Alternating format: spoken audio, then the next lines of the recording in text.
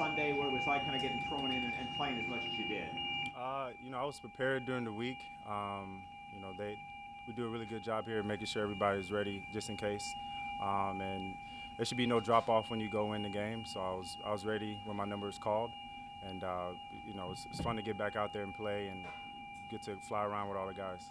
How much did it help you to have 2 weeks of practice to kind of learn the defense, get yourself physically ready? It helped a lot. Everyone knows when you're out of football for a little bit, it takes some time to get back into it. But those 2 weeks, I got to learn the system, learn how guys practice, and got myself in shape.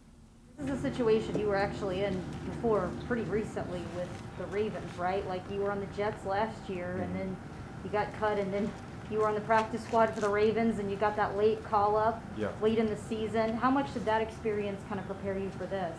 For me, even throughout my career, just always being ready. You never know when your number's going to get called. And I always have that mindset of just like, I'm going to be the next guy up no matter what. So that helped. But just throughout my career, I had, just different experiences where I had to be ready. How have those schemes kind of prepared you to maybe play in this one? I know Baltimore, you guys played a lot of man, and while you played more, I'm going to say you played more cover three against the Patriots, but just kind of like how schematically, how were you kind of prepared to step in and fill in so seamlessly? I played in different defenses in my career, and so I've seen a lot different defenses. So you just got to get used to the terms, really. But number one rule is just fly around, be confident, and when you're prepared, you really don't have to worry about too much when you go into the game. Pierre, having played the second half Sunday in New England, how much better do you feel about what you'd be asked to do this week, just having gotten that initial step back? I feel a lot better. Just being out there with the guys, I think a lot of it is just being able to feel how they see things and, feeling the tempo of the team and just getting that, that win under the belt definitely helped as well. So just a lot more confident going out there and understanding what I need to do, and then having another week of practice definitely helps. I know Richard was saying, and obviously he had a much shorter amount of time to cram, but he was saying he was studying 3-4 hours a night, just trying to learn this scheme and everything. You were here longer because you were on the practice squad first, but just what's it been like for you the last 2 weeks, getting that call up before the Rams, and then mid-game finding out, oh hey, right, you're next. Like how much extra work was involved for you to get you up to speed so fast? It's a lot of extra work, and the guys do a good job of just helping each other. We help each other out. If we make a mistake, if I make a mistake on the field, you have Dean, you have Budden, who's on the sideline as well, helping. Davis is out there as well, so everyone's just helping each other to get better because we have one common goal, and just being able to reach out to those guys, having their numbers and talking to them definitely helps when you never know when you're going to be thrown into the game.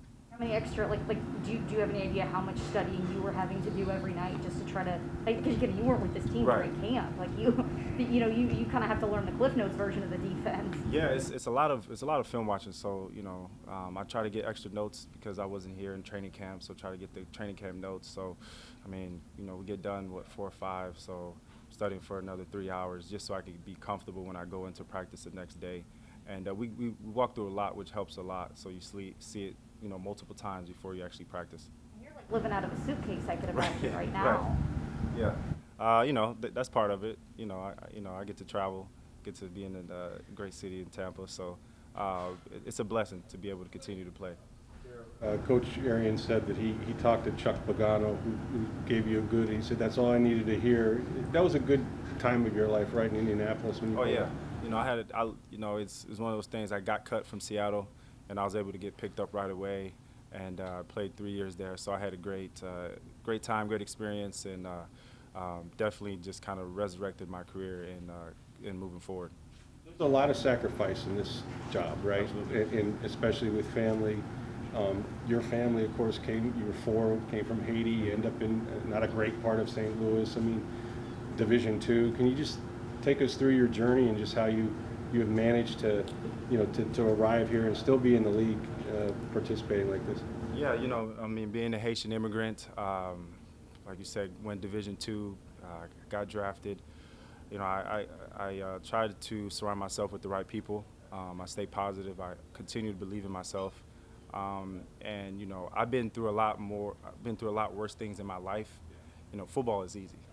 When it comes to what I've been through, growing up, in poverty, growing up, and having to sacrifice and scratch and being a teen father. So I've been through a lot. So when it comes to football and handling those type of adversities, I draw back on those experiences, and then I'm just like, you know what, this is just football. You handled a lot worse. So, you know, it's definitely a blessing to continue to be playing, and I'm thankful every day that I have the opportunity to live out my dream.